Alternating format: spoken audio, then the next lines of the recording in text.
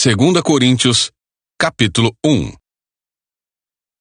Eu, Paulo, chamado pela vontade de Deus para ser apóstolo de Cristo Jesus, escrevo esta carta, com nosso irmão Timóteo, à Igreja de Deus em Corinto, e a todo o seu povo santo em toda a Acaia. Que Deus, nosso Pai, e o Senhor Jesus Cristo, lhes dêem graça e paz.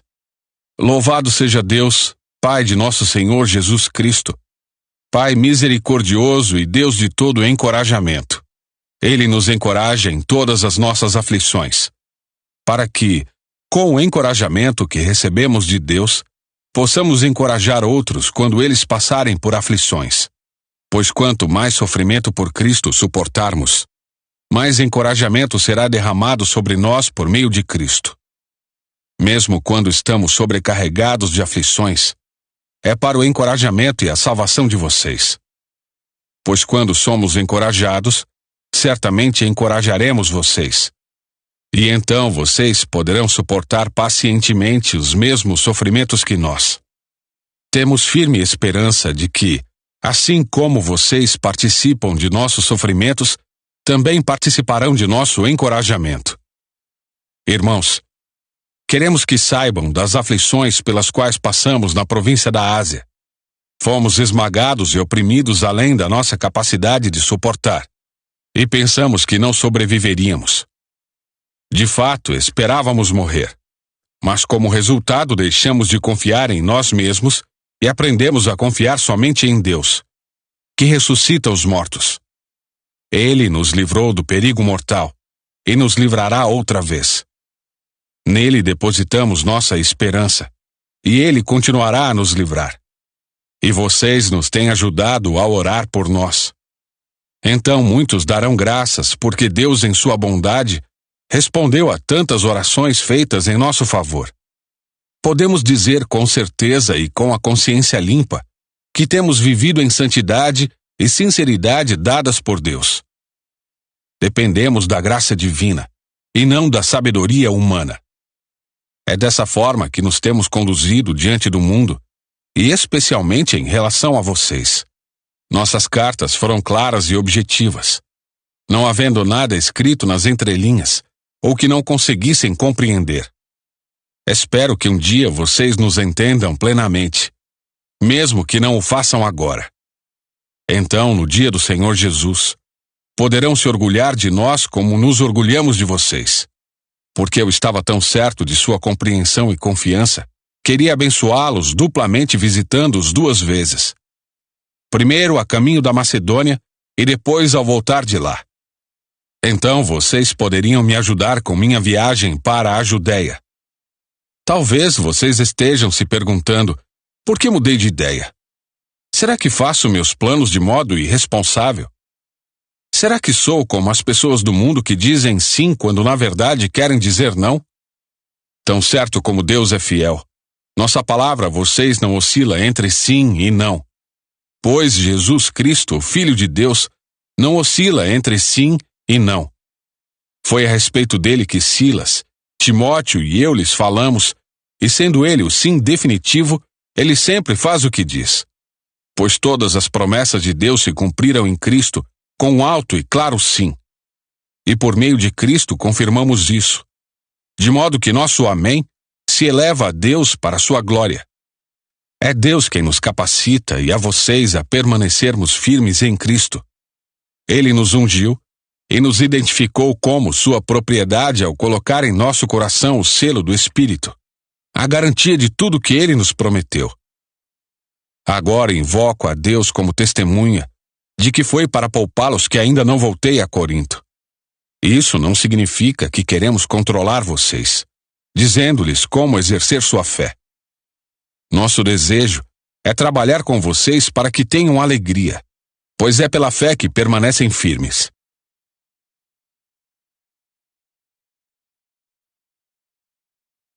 Capítulo 2. Por isso resolvi não entristecê-los com outra visita dolorosa. Pois se eu lhes causar tristeza, quem me alegrará? Certamente não serão aqueles a quem entristeci. Esse foi o motivo de eu ter escrito como o fiz. para que, quando eu for, não seja entristecido por aqueles que deveriam me alegrar. Sem dúvida, vocês sabem que minha alegria vem do fato de vocês estarem alegres. Escrevi aquela carta com grande angústia, com o coração aflito e muitas lágrimas. Minha intenção não era entristecê-los, mas mostrar-lhes quanto amo vocês. Não exagero quando digo que o homem que causou tantos problemas magoou não somente a mim, mas até certo ponto a todos vocês.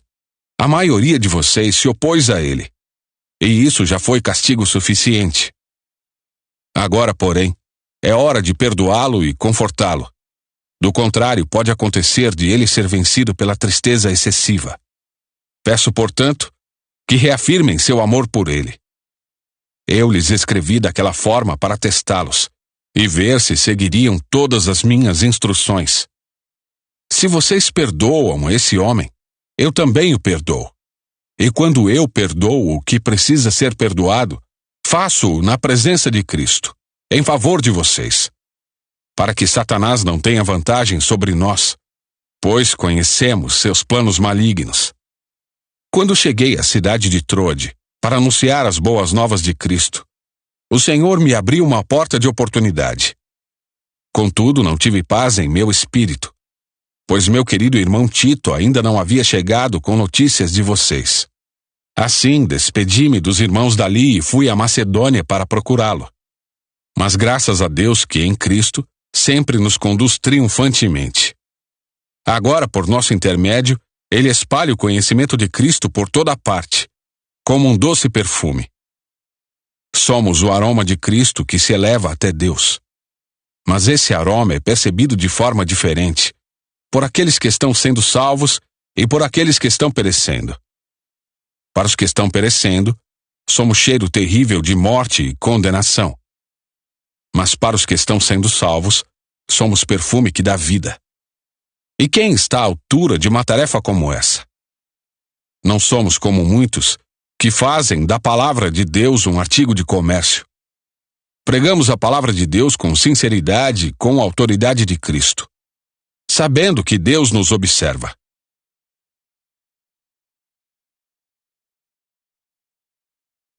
Capítulo 3. Será que estamos começando a nos recomendar outra vez? Somos como aqueles que precisam entregar-lhes ou pedir-lhes cartas de recomendação? Vocês mesmos são nossa carta, escrita em nosso coração, para ser conhecida e lida por todos. Sem dúvida, vocês são uma carta de Cristo, que mostra os resultados de nosso trabalho em seu meio, escrita não com pena e tinta, mas com o Espírito do Deus vivo, e gravada não em tábuas de pedra, mas em corações humanos. Estamos certos disso tudo, por causa da grande confiança que temos em Deus por meio de Cristo. Não que nos consideremos capazes de fazer qualquer coisa por conta própria. Nossa capacitação vem de Deus. Ele nos capacitou para sermos ministros da nova aliança, não da lei escrita, mas do Espírito. A lei escrita termina em morte, mas o Espírito dá vida. O antigo sistema, com suas leis gravadas em pedra, terminava em morte, embora tivesse começado com tamanha glória, que os israelitas não conseguiam olhar para o rosto de Moisés, por causa da glória que brilhava em seu rosto, ainda que esse brilho já estivesse se desvanecendo. Acaso não deveríamos esperar uma glória muito maior no novo sistema, que se baseia na obra do Espírito? Se o antigo sistema, que traz condenação, era glorioso, muito mais glorioso é o novo sistema, que nos torna justos diante de Deus. De fato, a glória do passado não era nada gloriosa em comparação com a glória magnífica de agora. Portanto, se o antigo sistema que foi substituído era cheio de glória, muito mais glorioso é o novo, que permanece para sempre. Uma vez que o novo sistema nos dá tal esperança, podemos falar com grande coragem. Não somos como Moisés, que cobria o rosto com um véu, para que os israelitas não vissem a glória, embora ela já estivesse se desvanecendo. Mas a mente do povo estava endurecida, e até hoje, toda vez que a antiga aliança é lida, o mesmo véu lhes cobre a mente. E esse véu só pode ser removido em Cristo. Até hoje, quando eles leem os escritos de Moisés, seu coração está coberto por esse véu. Contudo, sempre que alguém se volta para o Senhor, o véu é removido, pois o Senhor é o Espírito. E onde está o Espírito do Senhor, ali há liberdade. Portanto, todos nós, dos quais o véu foi removido, podemos ver e refletir a glória do Senhor. E o Senhor, que é o Espírito, nos transforma gradativamente à sua imagem gloriosa, deixando-nos cada vez mais parecidos com Ele.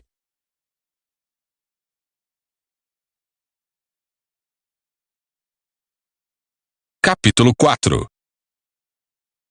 Portanto, visto que Deus, em sua misericórdia, nos deu a tarefa de ministrar nesse novo sistema, nunca desistimos. Rejeitamos todos os atos vergonhosos e métodos dissimulados. Não procuramos enganar ninguém, nem distorcemos a palavra de Deus. Em vez disso, dizemos a verdade diante de Deus, e todos que são honestos sabem disso. Se as boas novas que anunciamos estão encobertas atrás de um véu, é apenas para aqueles que estão perecendo. O Deus deste mundo cegou a mente dos que não creem, para que não consigam ver a luz das boas novas, não entendendo esta mensagem a respeito da glória de Cristo, que é a imagem de Deus. Não andamos por aí falando de nós mesmos, mas proclamamos que Jesus Cristo é o Senhor, e que nós mesmos somos servos de vocês por causa de Jesus. Pois Deus, que disse, haja luz na escuridão, é quem brilhou em nosso coração, para que conhecêssemos a glória de Deus na face de Jesus Cristo. Agora, nós mesmos somos como vasos frágeis de barro que contêm esse grande tesouro. Assim fica evidente que esse grande poder vem de Deus e não de nós. De todos os lados somos pressionados por aflições, mas não esmagados.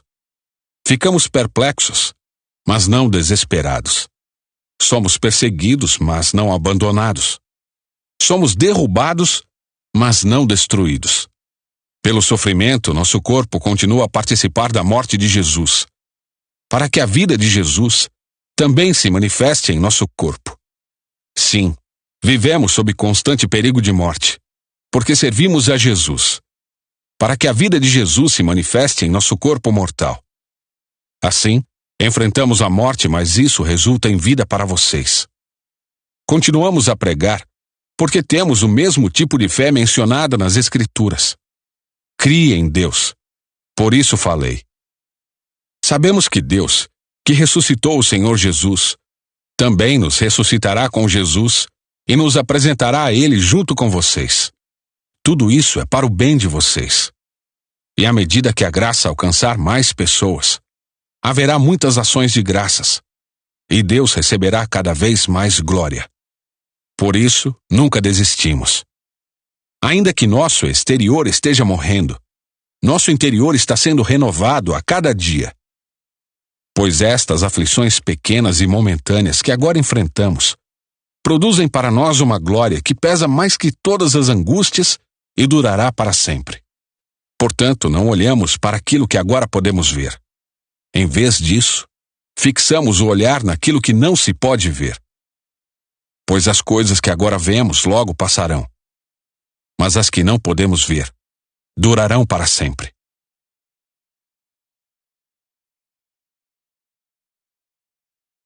Capítulo 5. Sabemos que quando nosso corpo terreno, esta tenda em que vivemos, se desfizer, teremos um corpo eterno, uma casa no céu feita para nós pelo próprio Deus, e não por mãos humanas. Na tenda terrena, gememos e desejamos ansiosamente nos vestir com nosso lar celestial, como se fosse uma roupa nova, porque de fato nos vestiremos com um corpo celestial, e não ficaremos despidos. Enquanto vivemos nesta tenda que é o corpo terreno, gememos e suspiramos. Mas isso não significa que queremos ser despidos. Na verdade, queremos vestir nosso corpo novo, para que este corpo mortal seja engolido pela vida. Deus nos preparou para isso, e como garantia nos deu o Espírito. Portanto, temos sempre confiança, apesar de sabermos que, enquanto vivemos neste corpo, não estamos em nosso lar com o Senhor. Porque vivemos por fé, e não pelo que vemos. Sim, temos confiança absoluta e preferíamos deixar este corpo terreno, pois então estaríamos em nosso lar com o Senhor. Assim, quer estejamos neste corpo, quer o deixemos, nosso objetivo é agradar ao Senhor. Pois todos nós teremos de comparecer diante do tribunal de Cristo, para que cada um receba o que merecer, pelo bem ou pelo mal que tiver feito neste corpo terreno. Assim, conhecendo o temor ao Senhor, procuramos persuadir outros. Deus sabe que somos sinceros e espero que vocês também o saibam. Estamos mais uma vez nos recomendando a vocês? Nada disso. Estamos apenas lhes dando motivos para que se orgulhem de nós, a fim de que possam responder àqueles que se orgulham nas aparências, e não no coração. Se parecemos loucos, é para dar glória a Deus, e se mantemos o juízo, é para o bem de vocês. De qualquer forma, o amor de Cristo nos impulsiona. Porque cremos que Ele morreu por todos, também cremos que todos morreram. Ele morreu por todos, para que os que recebem sua nova vida não vivam mais para si mesmos, mas para Cristo, que morreu e ressuscitou por eles. Portanto, não avaliamos mais ninguém do ponto de vista humano. Em outros tempos, pensávamos em Cristo apenas do ponto de vista humano, mas agora o conhecemos de modo bem diferente. Logo, todo aquele que está em Cristo se tornou nova criação. A velha vida acabou, e uma nova vida teve início. E tudo isso vem de Deus, aquele que nos trouxe de volta para si por meio de Cristo, e nos encarregou de reconciliar outros com Ele. Pois em Cristo, Deus estava reconciliando consigo o mundo, não levando mais em conta os pecados das pessoas. E Ele nos deu esta mensagem maravilhosa de reconciliação. Agora, portanto, somos embaixadores de Cristo. Deus faz seu apelo por nosso intermédio. Falamos em nome de Cristo quando dizemos: reconciliem-se com Deus. Pois Deus fez de Cristo, aquele que nunca pecou, a oferta por nosso pecado, para que por meio dele fôssemos declarados justos diante de Deus.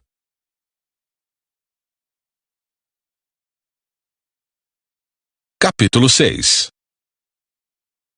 Como cooperadores de Deus, suplicamos a vocês que não recebam em vão a graça de Deus. Pois Deus diz: no tempo certo eu ouvi. No dia da salvação, eu lhe dei socorro. De fato, agora é o tempo certo. Hoje é o dia da salvação. Vivemos de forma que ninguém tropece por nossa causa, nem tenha motivo para criticar nosso ministério. Em tudo que fazemos, mostramos que somos verdadeiros servos de Deus. Suportamos pacientemente aflições, privações e calamidades de todo tipo. Fomos espancados e encarcerados. Enfrentamos multidões furiosas. Trabalhamos até a exaustão. Suportamos noites sem dormir e passamos fome. Mostramos quem somos por nossa pureza, nosso entendimento, nossa paciência e nossa bondade, pelo Espírito Santo que vive em nós, e por nosso amor sincero. Proclamamos a verdade fielmente, e o poder de Deus opera em nós. Usamos as armas da justiça, com a mão direita para atacar, e com a mão esquerda para defender. Servimos quer as pessoas nos honrem, quer nos desprezem, quer nos difamem, quer nos elogiem. Somos chamados de impostores, apesar de sermos honestos. Somos tratados como desconhecidos, embora sejamos bem conhecidos. Vivemos à beira da morte, mas ainda estamos vivos. Fomos espancados, mas não mortos. Nosso coração se entristece, mas sempre temos alegria. Somos pobres, mas enriquecemos a muitos outros. Não possuímos nada e, no entanto, temos tudo. Queridos coríntios, falamos a vocês com toda a honestidade e lhes abrimos o coração. Não falta amor de nossa parte, mas vocês nos negaram seu afeto. Peço que retribuam esse amor como se fossem meus próprios filhos. Abram o coração para nós. Não se ponham em julgo desigual com os descrentes. Como pode a justiça ser parceira da maldade? Como pode a luz conviver com as trevas? Que harmonia pode haver entre Cristo e o diabo? Como alguém que crê pode se ligar a quem não crê? E que união pode haver entre o templo de Deus e os ídolos? Pois somos o templo do Deus vivo. Como ele próprio disse: habitarei e andarei no meio deles. Serei o seu Deus e eles serão o meu povo. Portanto, afastem-se e separem-se deles, diz o Senhor. Não toquem em coisas impuras, e eu os receberei. Eu serei seu pai, e vocês serão meus filhos e minhas filhas, diz o Senhor Todo-Poderoso.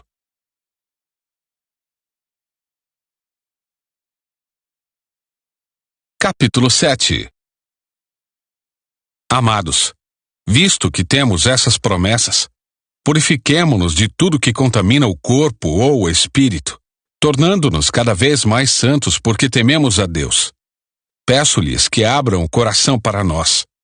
Não prejudicamos ninguém, nem desencaminhamos ninguém, nem nos aproveitamos de ninguém. Não digo isso para condená-los.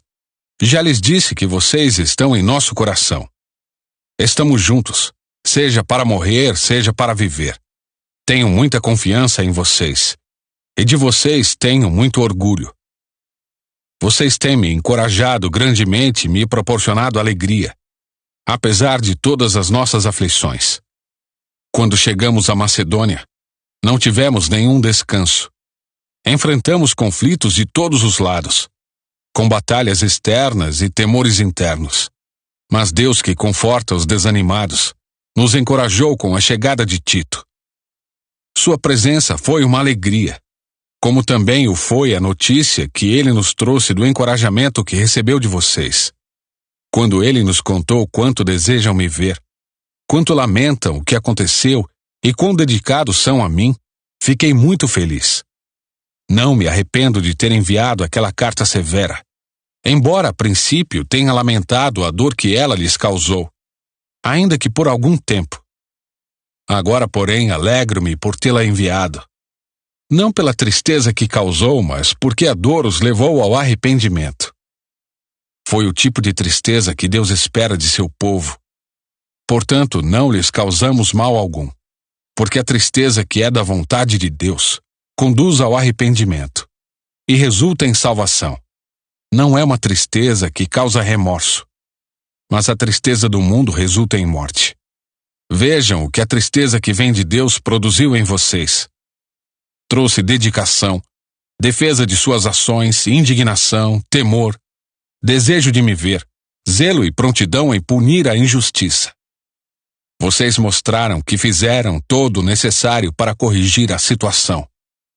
Portanto, não lhes escrevi para falar de quem havia errado e de quem havia sido prejudicado, mas para que diante de Deus pudessem ver por si mesmos como são dedicados a nós.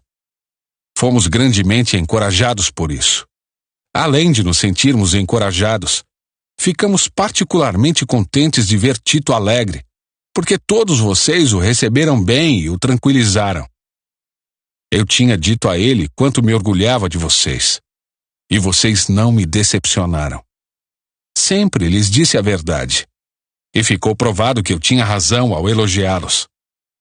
Ele os estima ainda mais quando se lembra de como todos vocês lhe obedeceram e o receberam bem, com temor e profundo respeito. Fico muito feliz por poder ter plena confiança em vocês.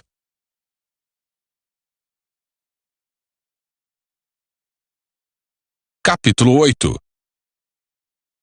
Agora, irmãos, queremos que saibam o que Deus, em sua graça, tem feito por meio das igrejas da Macedônia.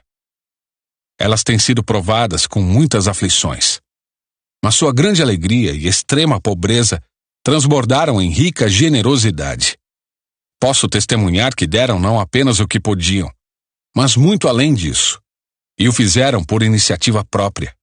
Eles nos suplicaram repetidamente o privilégio de participar da oferta ao povo santo. Fizeram até mais do que esperávamos, pois seu primeiro passo foi entregar-se ao Senhor e a nós. como era desejo de Deus. Por isso pedimos a Tito, que inicialmente encorajou vocês a contribuírem, que os visitasse outra vez e os animasse a completar esse serviço de generosidade, visto que vocês se destacam em tantos aspectos: na fé, nos discursos eloquentes, no conhecimento, no entusiasmo e no amor que receberam de nós. Queríamos que também se destacassem no generoso ato de contribuir. Não estou ordenando que o façam, mas sim testando a sinceridade de seu amor, ao compará-lo com a dedicação de outros. Vocês conhecem a graça de nosso Senhor Jesus Cristo. Embora fosse rico, por amor a vocês, ele se fez pobre, para que por meio da pobreza dele vocês se tornassem ricos. Este é meu conselho. Seria bom que terminassem o que começaram há 1 ano, quando foram os primeiros a querer contribuir e a efetivamente fazê-lo. Assim, completem o que começaram. Que a boa vontade demonstrada no princípio seja igualada agora por sua contribuição. Doem proporcionalmente aquilo que possuem. Tudo que derem será aceitável, desde que o façam de boa vontade, de acordo com o que têm, e não com o que não têm.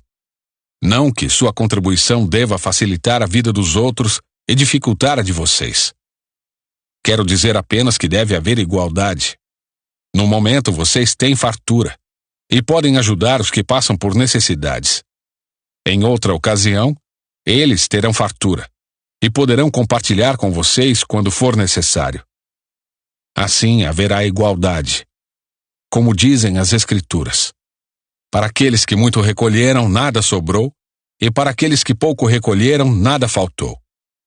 Agradeço a Deus porque Ele concedeu a Tito a mesma dedicação que eu tenho por vocês. Tito recebeu com prazer nosso pedido para que os visitasse outra vez. Na verdade, ele mesmo estava ansioso para ir vê-los. Com ele estamos enviando outro irmão, que é elogiado por todas as igrejas como pregador das boas novas. Ele foi nomeado pelas igrejas para nos acompanhar, quando levarmos a oferta. Um serviço que visa glorificar o Senhor e mostrar nossa disposição de ajudar. Com isso, queremos evitar qualquer crítica à nossa maneira de administrar essa oferta generosa. Tomamos o cuidado de agir honradamente, não só aos olhos do Senhor, mas também diante das pessoas. Além disso, estamos enviando com eles outro irmão, que muitas vezes deu provas de seu bom caráter e que em várias ocasiões e de diversas maneiras demonstrou enorme dedicação. E por causa da grande confiança que ele tem em vocês, agora está ainda mais empolgado. Se alguém lhes perguntar a respeito de Tito, digam que ele é meu colaborador, que trabalha comigo para ajudar vocês.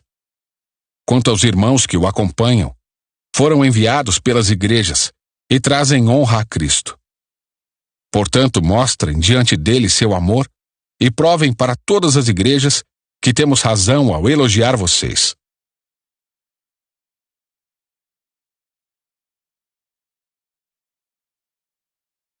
Capítulo 9. Na verdade, quanto a esse serviço ao povo santo, não preciso lhes escrever.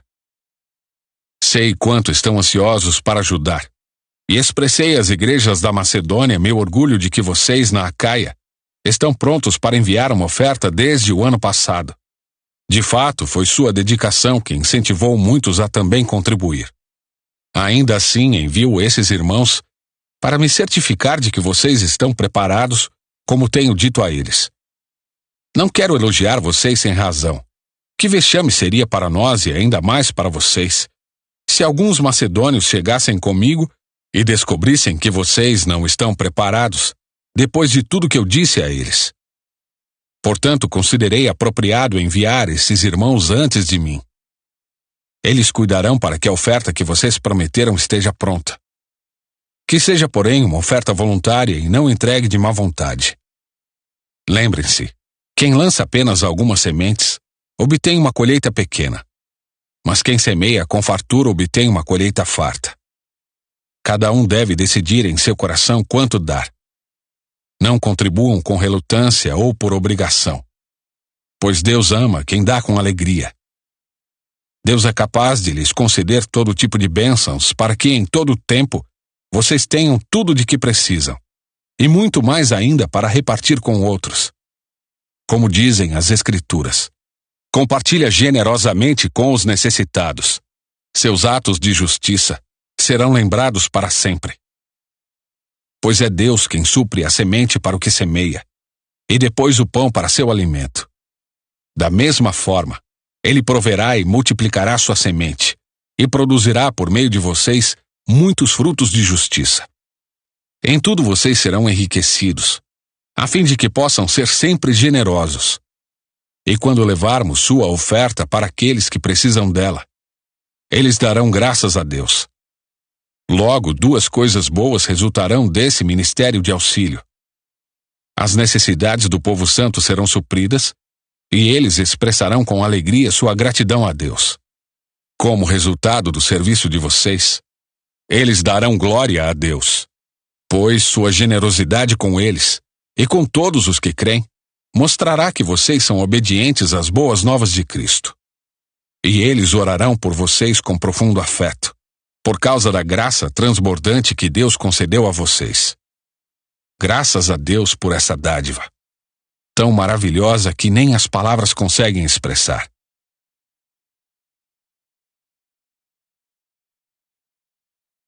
Capítulo 10.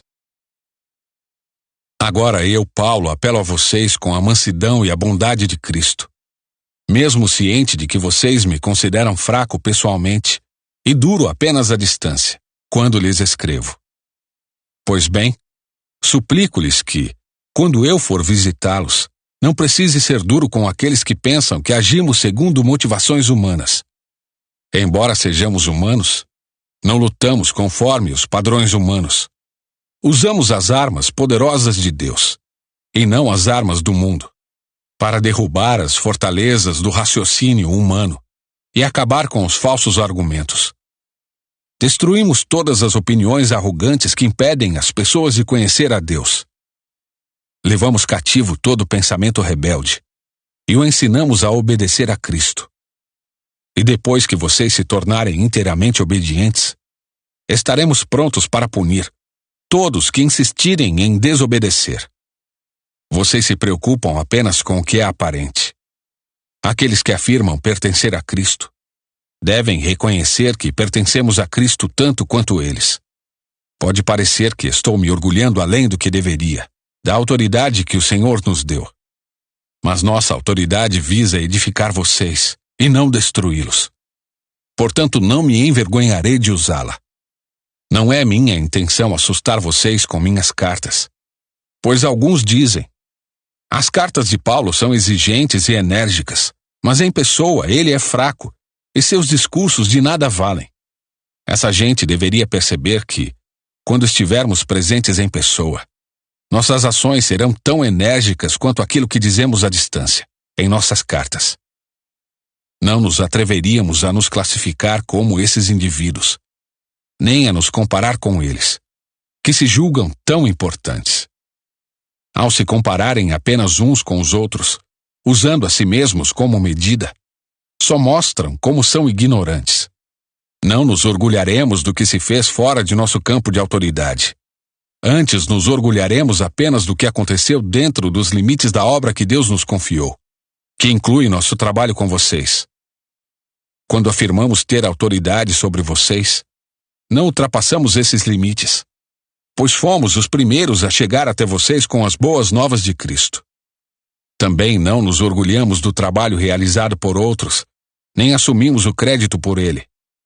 Pelo contrário, esperamos que sua fé cresça de tal modo que se ampliem os limites de nosso trabalho entre vocês. Então poderemos anunciar as boas novas em outros lugares, para além de sua região, onde ninguém esteja trabalhando. Assim, ninguém pensará que estamos nos orgulhando do trabalho feito em território de outros. Como dizem as Escrituras, quem quiser orgulhar-se, orgulhe-se somente no Senhor.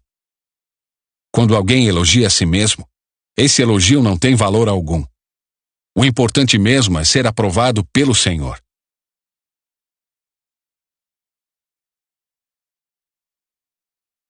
Capítulo 11. Espero que vocês suportem um pouco mais de minha insensatez. Por favor, continuem a ser pacientes comigo, pois o cuidado que tenho com vocês vem do próprio Deus. Eu os prometi como noiva pura a um único marido, Cristo. No entanto, temo que sua devoção pura e completa a Cristo seja corrompida de algum modo, como Eva foi enganada pela astúcia da serpente. Vocês aceitam de boa vontade o que qualquer um lhes diz, mesmo que anunciem um Jesus diferente daquele que lhes anunciamos, ou um espírito diferente daquele que vocês receberam, ou boas novas diferentes daquelas em que vocês creram. Contudo, não me considero em nada inferior aos tais superapóstolos, que ensinam essas coisas. Posso não ter a técnica de um grande orador, mas não me falta conhecimento. Deixamos isso bem claro a vocês de todas as formas possíveis. Será que fiz mal quando me humilhei e os honrei anunciando-lhes as boas novas de Deus sem esperar nada em troca? Para servir vocês, sem lhes ser pesado, tomei contribuições de outras igrejas que eram mais pobres que vocês.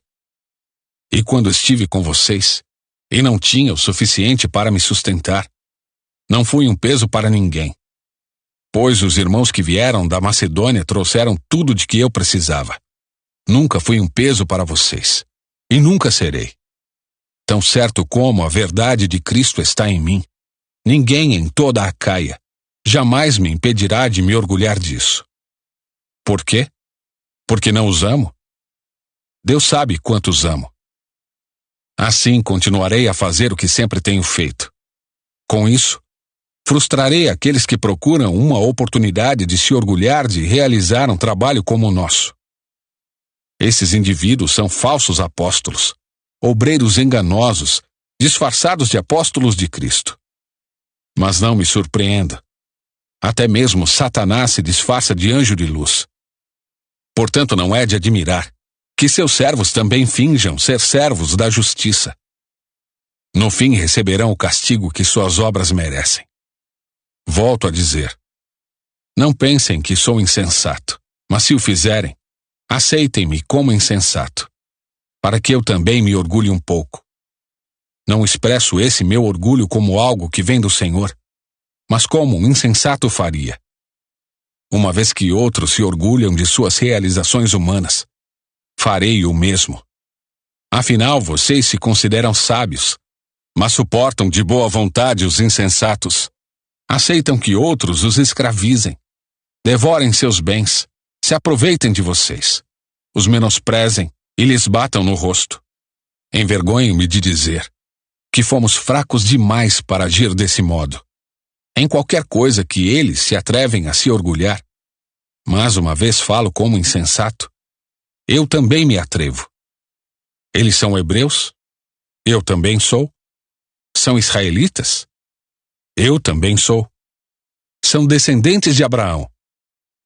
Eu também sou. São servos de Cristo? Sei que dou a impressão de estar louco, mas digo que tenho servido muito mais. Trabalhei com mais dedicação, fui encarcerado com mais frequência, perdi a conta de quantas vezes fui açoitado, e em várias ocasiões enfrentei a morte. 5 vezes recebi dos líderes judeus os 39 açoites. 3 vezes fui golpeado com varas. Fui apedrejado 1 vez. 3 vezes sofri naufrágio. Certa ocasião passei 1 noite e 1 dia no mar, à deriva. Realizei várias jornadas longas. Enfrentei perigos em rios e com assaltantes.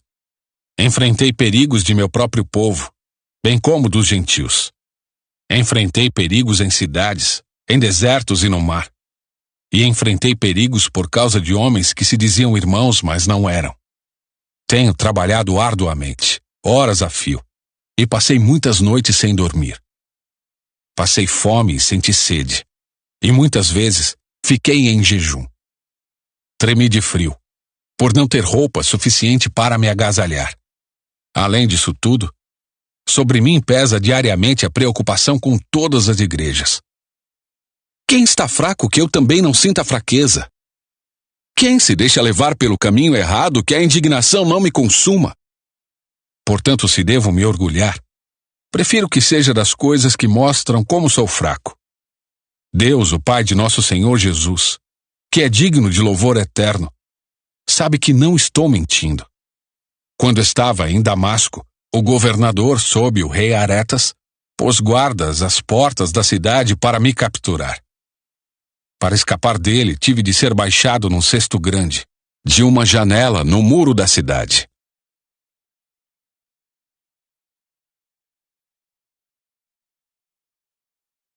Capítulo 12. É necessário prosseguir com meus motivos de orgulho. Mesmo que isso não me sirva de nada, vou-lhes falar agora das visões e revelações que recebi do Senhor. Conheço um homem em Cristo que há 14 anos foi arrebatado ao terceiro céu. Se foi no corpo ou fora do corpo, não sei. Só Deus o sabe. Sim, somente Deus sabe se foi no corpo ou fora do corpo. Mas eu sei que tal homem foi arrebatado ao paraíso e ouviu coisas tão maravilhosas que não podem ser expressas em palavras. Coisas que a nenhum homem é permitido relatar. Da experiência desse homem eu teria razão de me orgulhar, mas não o farei. Na verdade, minhas fraquezas são minha única razão de orgulho. Se quisesse me orgulhar, não seria insensato de fazê-lo, pois estaria dizendo a verdade. Mas não o farei, pois não quero que ninguém me dê crédito além do que pode ver em minha vida ou ouvir em minha mensagem, ainda que eu tenha recebido revelações tão maravilhosas. Portanto, para evitar que eu me tornasse arrogante, foi-me dado um espinho na carne, um mensageiro de Satanás para me atormentar e impedir qualquer arrogância. Em 3 ocasiões supliquei ao Senhor que o removesse. Mas ele disse: minha graça é tudo de que você precisa. Meu poder opera melhor na fraqueza. Portanto, agora fico feliz de me orgulhar de minhas fraquezas, para que o poder de Deus opere por meu intermédio. Por isso aceito com prazer fraquezas e insultos, privações, perseguições e aflições que sofro por Cristo, pois quando sou fraco, então é que sou forte. Vocês me obrigaram a agir como insensato.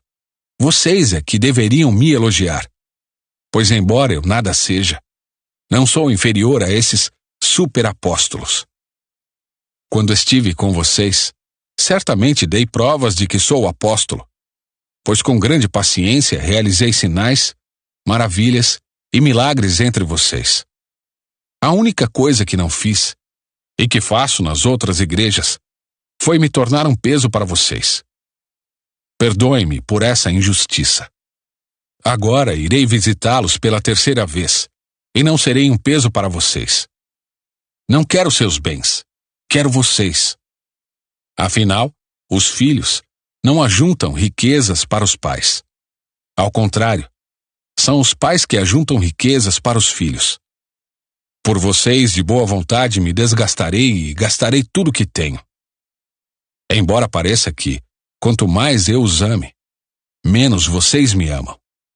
Talvez reconheçam que não fui um peso para vocês, mas pensem que, mesmo assim, fui astuto e usei de artimanhas para tirar proveito de vocês. Mas como? Algum dos homens que lhes enviei se aproveitou de vocês? Quando insisti com Tito para que fosse visitá-los e enviei com ele outro irmão, por acaso Tito os explorou? Não temos nós o mesmo espírito e andamos nos passos um do outro, agindo do mesmo modo? Talvez vocês pensem que estamos apresentando desculpas. Não é verdade. Dizemos tais coisas como servos de Cristo, tendo Deus como testemunha. Tudo o que fazemos, amados, é para fortalecê-los. Pois temo que, ao visitá-los, não goste daquilo que encontrarei e vocês não gostem de minha reação. Temo que encontre brigas, inveja, ira, egoísmo, calúnia, intrigas, arrogância e desordem.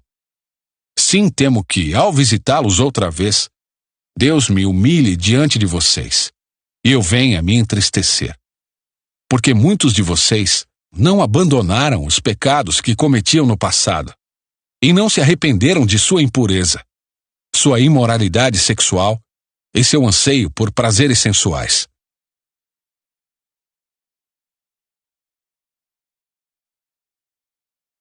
Capítulo 13. Esta é a terceira vez que irei visitá-los. Os fatos a respeito de cada caso devem ser confirmados pelo depoimento de 2 ou 3 testemunhas. Em minha segunda visita, já adverti aqueles que estavam em pecado.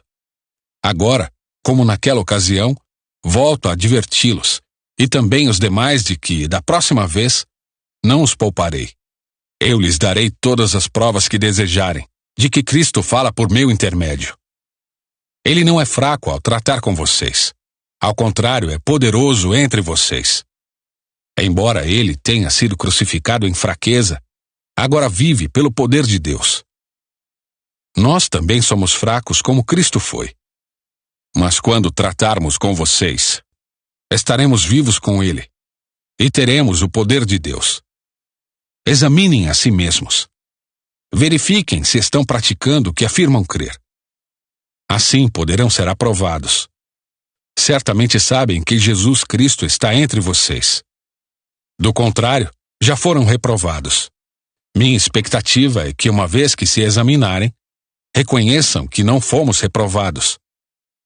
Oramos a Deus para que vocês não façam o que é mal, não para que pareça que fomos aprovados em nosso serviço, mas para que façam o que é certo, mesmo que pareça que fomos reprovados ao repreendê-los, pois não podemos resistir à verdade, mas devemos sempre defendê-la. Ficamos alegres quando estamos fracos, se isso ajudar a mostrar que, na realidade, vocês estão fortes. Oramos para que sejam restaurados. Escrevo-lhes essas coisas antes de visitá-los, na esperança de que, ao chegar, não precise tratá-los severamente. Meu desejo é usar a autoridade que o Senhor me deu para fortalecê-los, e não para destruí-los. Irmãos, encerro minha carta com estas últimas palavras. Alegrem-se. Cresçam até alcançar a maturidade. Encorajem-se mutuamente. Vivam em harmonia e paz. Então o Deus de amor e paz estará com vocês. Saúdem uns aos outros com beijo santo. Todo o povo santo lhes envia saudações. Que a graça do Senhor Jesus Cristo, o amor de Deus e a comunhão do Espírito Santo sejam com todos vocês.